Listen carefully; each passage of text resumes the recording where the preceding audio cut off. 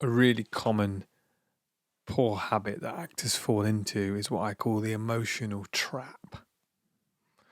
They've just been smart enough to identify a strong emotion within the scene or the monologue, and they start there.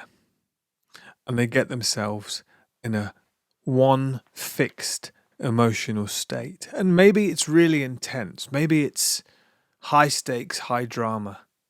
And they're feeling this emotion super strong.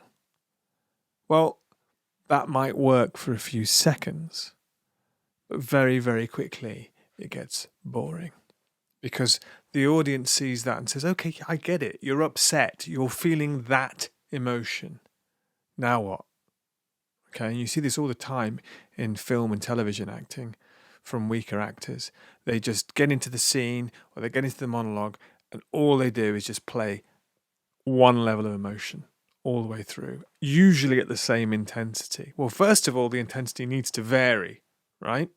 Because otherwise it's boring. And secondly, you don't play the emotion, you play the thought, you play the tactic, you play the subtext that changes the other person in the scene or in the story that you're telling.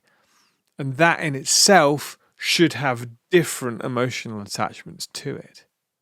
So don't get stuck in an emotional rut. You have to be smarter than that and you have to be more specific than that. Concentrate on what you're doing with the line. What's your tactic? What's your subtext?